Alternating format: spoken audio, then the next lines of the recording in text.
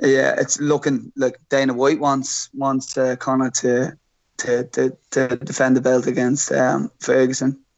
It'll be a good fight as well. It'll be an interesting fight. And yeah, but I don't know what's next. But either or, if Conor fights Ferguson or if he fights Diaz or whoever, yourself, it's just going to be an unbelievable experience, and I'm looking forward to it. Certainly. And in the fight, when you watch it, you'll see that Ferguson displayed a good jab. There were some good jabs there. It was a bit back and forth. Kevin Lee did go into this with a staph infection that blew everybody's mind, but he was cleared to fight. You could see it on his chest. It was there, but he did get gassed going into this fight. But I guess the big question is, in everybody's minds, is how do you think the striking compares between Conor McGregor and Tony Ferguson? And do you see any problems that Ferguson can pose to Conor McGregor in a potential fight? He's good. Obviously, he wouldn't be the interim champion if he wasn't good. His style is, it's not traditional. It's a bit unorthodox and stuff. But I just honestly think that Conor's going to be way too clean for Ferguson. If Ferguson tries to stand with Conor for an extended period of time, it'll be lights out in my opinion. He's tough as well. He's tough and durable. So he may take a couple of smacks, but at the end of the day, Conor's going to be way too clean and too technical to. He won't get touched. That's my opinion. But yeah, it'll be an exciting fight as well, because Ferguson does come to fight, and he's aggressive. He goes in, he looks to finish fights. So it'll be exciting. But without a doubt, if he wants to stand and bang with Conor, it'll be lights out fairly quick, I think. I think regardless, it'll definitely be an exciting fight. And obviously, you being the striking coach of the year, Owen, obviously I want to pick your brain just a little bit. And something that John Kavanagh has always spoken about, how the biggest challenge for Conor McGregor would be not so much the short, stocky wrestlers, it's the tall, sort of lanky, durable guys. Nate Diaz obviously being the main one, but sort of Tony Ferguson also fitting into that category. How do you think the height and the reach would do you think that would be a factor at all? And do you think that would lead to a sort of similar fight like Diaz? Obviously, you're saying lights out. Do you think it would be sort of a war for a period of time, or do you think even though he's a bit of a tall, lanky guy, it's a different matchup in your opinion? Yeah. No. Yeah. I think. Well, I think because we came through those two Diaz fights, we'd be a bit more capable of dealing with the tall, rangy guy. I think the one unique thing that Diaz has is just that unbelievable chin. Like I don't think Ferguson would be able to take the shots that Diaz took. Do you know what I mean? I think he'll be asleep, or the ref will have stepped in and stopped the fight if Conor lands. Where Diaz, like Conor was landing, all the shots on Diaz as well, and all the stuff that we came up with worked against Diaz. It's just he just kept coming and coming and coming and coming. I don't think Ferguson is as durable as Diaz. So I think we'll be well able to land our shots. There's plenty of holes in Ferguson's game, and I think we can capitalise and land the shots that we need to land.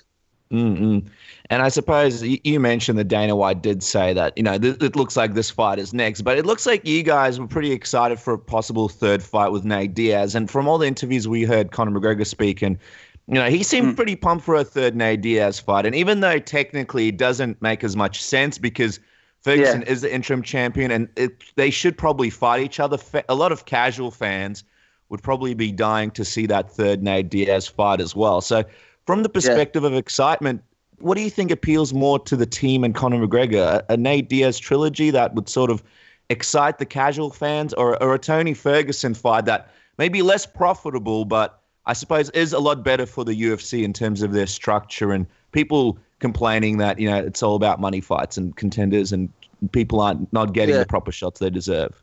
Well, I mean, I honestly think that people would rather see Conor v Diaz. I just think it's a more exciting fight for everybody. You know what I mean?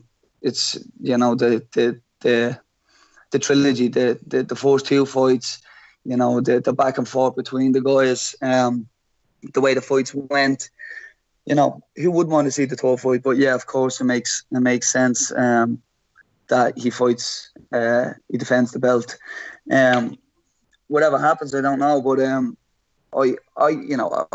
I said this already. I would like to see Diaz 3, but the Ferguson fight is an interesting one as well. He's an exciting fighter, so it will be an exciting fight. So either or. I'll just be happy to get Conor back in the UFC, fighting in the cage, and doing what we do best. You know what I mean? That's I just can't wait for us to go again at it. So I just want to see him back in there sooner rather than later. One of the talking points, Owen, after the Mayweather fight, and Conor McGregor sort of alluded to this and admitted this, was his issue with cardio, because it kind of looks like his Achilles heel, but it's tough to tell because this is a guy going over to the sport of boxing. He's going over to a different round system. But we have seen it previously in his fights where he does have that lull before he comes back and has that second or third wind. Yeah. How you guys, I suppose, sort of dealing with that hole in his game, I suppose, and how do you fix something like that? Because I suppose that's a pretty. It looks like Conor works out really, really hard. He does a lot of rounds. He works out really, really hard, and he's still having these issues. How do you guys go about trying to fix it?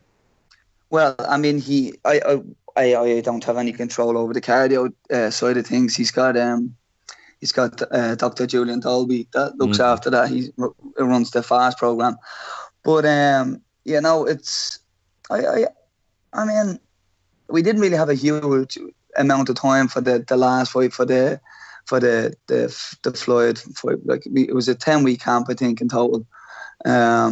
So I mean, and the start of Conor is now he's not in training out of camp as much as he used to be.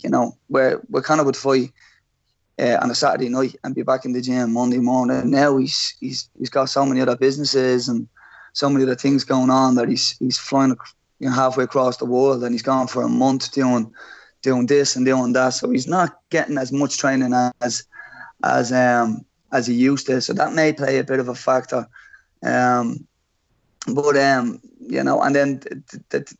the way he fights as well, he's a sprinter. You know what I mean? So he when he's throwing combinations that fast, that powerful, and that takes it out of you. And if you don't get the time to recover in that, in a round or whatever, it's hard. It takes its toll. I think with the second Diaz fight, the way the Diaz guys fight, and the way Floyd fought in the boxing match was, they set a pace like, at 60% of their output, and they continue that pace consistently right through the fight.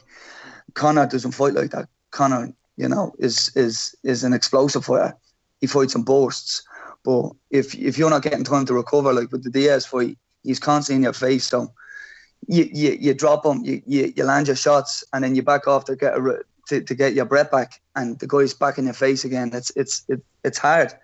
But I mean, Conor's. I know what people keep saying is cardio was an issue. I don't believe it's that